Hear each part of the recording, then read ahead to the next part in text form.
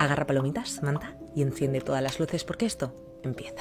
Mi historia empieza cuando yo tenía unos 5 años, que por aquel entonces yo tenía una muñeca de trapo que se llamaba Lila. Esa muñeca me encantaba porque sentía que se parecía muchísimo a mí. Y es que tenía el mismo pelo que yo, los mismos ojos que yo, etcétera. Vamos, a mí me parecía que se parecía muchísimo a mí. Un día empecé a soñar cosas sobre ella. Es decir, que aparecía en mis sueños de forma habitual hasta el punto en el que siempre estaba presente. El caso es que recuerdo también que al poco de tenerla, a veces desaparecía. No la encontraba por ningún lado y cuando la encontraba estaba en sitios donde yo, desde luego, no la había dejado. Un día tuve un sueño que se empezó a repetir por un total de 1 año. Todos los días. Aquel sueño lo recuerdo muy bien porque se repitió, como digo, durante muchísimo tiempo y era literalmente la muñeca sentada en una silla en medio de una habitación totalmente oscura. Ese era el sueño. A veces había una lámpara que parpadeaba. Otras veces simplemente estaba ahí a oscuras. En un momento dado, en los sueños en los que la lámpara parpadeaba, durante el parpadeo, la muñeca dejaba de ser una muñeca y se convertía en mí.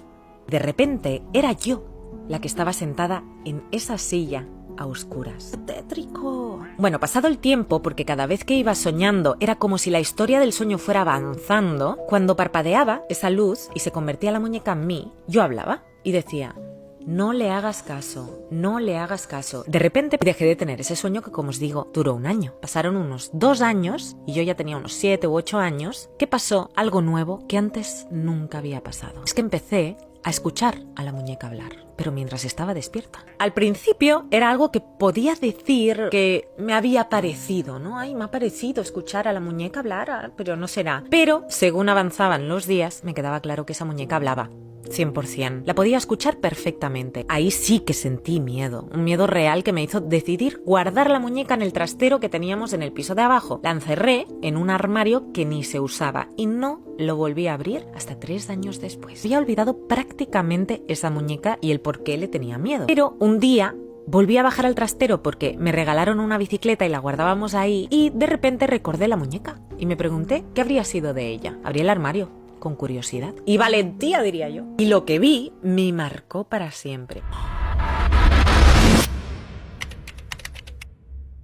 Agarra palomitas, manta y enciende todas las luces porque esto empieza. Estamos entre temporadas con invitados. Traigo hoy a Tazarte ni más ni menos. No os quejaréis. Muchas gracias. Tiene sus propias experiencias paranormales. Yo te digo, este es el único espacio en el que yo me siento seguro de desenterrar este baúl que no he abierto desde que esto pasó. Pues esto fue algo que a mí me conmocionó mucho. En cierta manera, el decir que sí creíamos en ello, en lo que nos había pasado. Abre una puerta. Nosotros vivimos en un pueblo en Gran Canaria que está en la montaña, ¿no? Un montón de zonas rurales donde solo hay una casa, donde no hay mucha población. Entonces los padres de mi amiga un día se fueron a dar un paseo, probaron una ruta nueva y dieron con una casa enorme que era conocido que esa casa llevaba abandonada mucho tiempo. Es que... ¿Qué pasa con esto? Así empiezan todas las historias que no acaban bien. Esta casa llamaba mucho la atención. Empezaron como que a mirarla por aquí, por allá. En un lateral de la casa encuentran como que hay entre la maleza y las ramas una bajada. Empiezan a mover las ramas y ven que hay una escalera. Entonces dicen, bajamos. Estaban en modo aventurero. Sí. Al bajar por aquí encontrabas como en un patio interior desde el que se veía toda la casa hacia arriba. Digamos que todo el interior de la casa daba hacia adentro. Y claro, ellos alucinando porque la casa era preciosa. O sea, se veía abandonada. Había ramas que entraban por las ventanas. Estaba destruida, ¿vale? Pero estaba llena de muebles. O sea, la casa tenía todo. Una casa de estas características incorrupta, sabe como la gente. Claro. Es porque está protegida por algo. Por ahí va la movida, de hecho. Vale. Entonces, claro, ellos ya que habían como que entrado y de repente simplemente abrieron una puerta y la puerta estaba abierta. Entonces, claro, ya una vez dentro abrieron muebles, tenían ropa en los muebles, abrigos y de todo. Sí. Había de todo en la casa. De repente se encuentran un globo terráqueo antiguo, como de madera, y había 2 pianos. Yo me estoy quedando Sí, o sea, alucinante. A ellos se les ocurre la idea de, oye, esto no es de nadie, lleva aquí no sé cuántos años abandonado, vamos a llevarnos el globo terráqueo y mañana venimos a por los pianos. Mi amiga nos cuenta lo que habían encontrado, la historia, bla, bla, bla, tal. A la semana o así, los padres deciden volver a la casa a por los pianos. Cuando entran en la casa, se dan cuenta de que las cosas no estaban como ellos las habían dejado. Los muebles que habían dejado abiertos volvían a estar cerrados. Percibían como que, había movimiento. Como que había habido movimiento. Sí. Ellas se quedan en plan, ¿qué está pasando aquí? Piensa obviamente es, de repente si hay alguien viviendo en la casa. Ya. Pero era como que contradictorio porque la casa estaba llena de polvo, no había huellas, no había rastro de vida, ¿no? Entonces ellos dicen, estoy un poco inquieto con esta sensación, vamos a coger los pianos y nos vamos. Vamos a acercar a los pianos, se encuentra una nota que pone, los pianos son míos, Saro. Fuerte, porque además la carta parecía antigua. No era una nota como recién escrita con un boli bic. Se cagan, obviamente. No cogen los pianos, salen por patas de ahí. Tienen esta sensación tan extraña con la casa, cogen el globo terráqueo y lo tiran por ahí, en un barranquillo. Quieren volver a la casa a dejarlo, no quieren saber nada del globo terráqueo. Mi amiga nos lo cuenta a todo el grupo de amigos. Decimos, qué miedo. Jijijaja. Tenemos que ir, Decimos, pues un día vamos. Pues un día fuimos. Ahí vas tú. Sí, ya yo estoy ahí con mis amigos. A partir de aquí es donde empiezan a pasar cosas raras a nosotros. Agarra palomitas, manta y enciende todas las luces, porque esto empieza. Mi nombre es Fer, tengo 17 años y soy de Colombia. Esta es una historia que me sucedió cuando tenía entre 4 y 7 años. Yo vivía en la ciudad de Bogotá con mis padres, pero en vacaciones siempre íbamos a casa de mis abuelos que vivían en Cartagena, mi ciudad natal. Recuerdo muy bien que la primera vez que fui de vacaciones allí, al lado de la casa de mis abuelos vivía una niña más o menos de mi edad y me hice muy amiga de ella. Se llamaba Valeria y todas las tardes nos reuníamos para jugar con las muñecas y muchos otros juegos más en la terraza. De hecho, mi abuela nos llevaba meriendas y bocadillos mientras jugábamos. Recuerdo que algunas veces Valeria, cuando nos teníamos que despedir hasta el siguiente verano, me decía en tono juguetón pero serio a la vez que no quería que cuando me fuese la olvidara.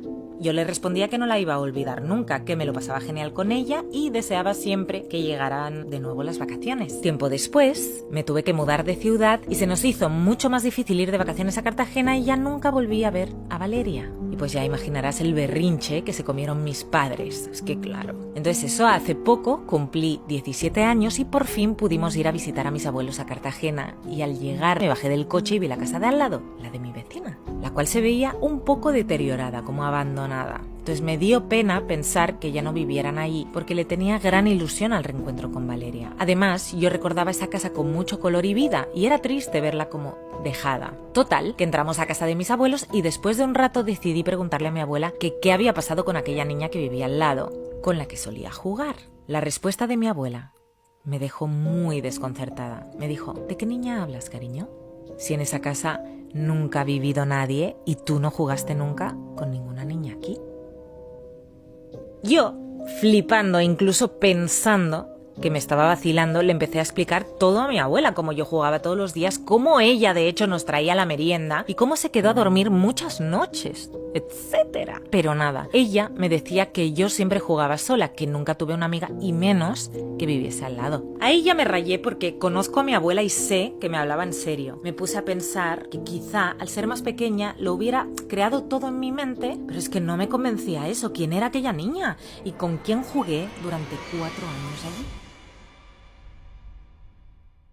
Hola chica buena, me llamo Camila y tengo 29 años. La historia que te traigo es intensa. Aviso, yo ya lo tengo asimilado, pero me ha costado mucho llegar al punto que estoy ahora. Te cuento. Nací con un defecto cardíaco congénito. A los 23 años, tras un agravamiento repentino de mi condición, decidieron operarme de urgencias. Recuerdo perfectamente el quirófano, las luces eran muy frías, el olor a metálico del instrumental. O sea, yo casi dormida, pero aún con algo de conciencia, todo esto lo recuerdo. Me pusieron bajo anestesia general y lo siguiente ya fue oscuridad.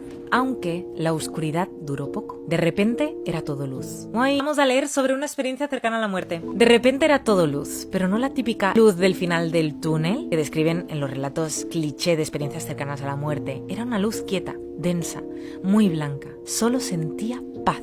Ya no existían las emociones, solo paz. Al principio me sentí muy sola, suspendida en ese nada luminoso, pero luego empecé a ver cosas. Habían figuras luminosas que caminaban sin hacer ruido. Algunas se acercaban tanto que podía ver sus rostros, pero no conocía a nadie. Sin embargo, no sentía miedo, solo una certeza extraña. Ya no estaba en la vida, pero tampoco en la muerte. Volví.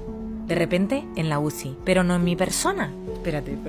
De repente estaba observando todo desde fuera de mi cuerpo. Viví el momento en que mi cuerpo quedó sin latido y escuché perfectamente como uno de los cirujanos decía 43 segundos sin latido. Después volví al negro y me desperté en la camilla de la UCI. Todas las emociones, dolores, pensamientos volvieron a mí y sinceramente me sentó como una jarra de agua fría. Así es que todo el mundo que tiene una experiencia cercana a la muerte dice que estaba mejor del otro lado. Después de un rato despertando, mi madre entró a visitarme y me comentó que había estado unos segundos muerta y yo instintivamente le dije, sí, 43 segundos. Su cara, un cuadro. Claro, me preguntó cómo lo sabía y le dije que lo había escuchado mientras me operaban. Lo curioso de todo esto realmente empezó a partir de esa resurrección. Todas las noches veía una figura al pie de mi cama. Era una sombra alta, casi humana pero sin rostro. También empecé a escuchar voces. Hay veces que escucho carcajadas que provienen de mi armario. No me digas eso. He buscado ayuda, psicólogos, psiquiatras, me medicaron y nada funcionó, porque yo no sentía que estaba enferma, yo sentía que estaba marcada. Una noche, ya harta de no entender qué me estaba pasando, decidí informarme por internet, porque seguro que había gente que había pasado por lo mismo, gente que haya vivido una muerte clínica durante unos segundos o minutos y que luego haya resucitado. No podía ser la única. Entonces encontré algo. Existen unos foros en internet donde otros como yo cuentan experiencias similares, personas que murieron segundos o minutos en quirófano, accidentes o ataques cardíacos y todos hablan de la grieta.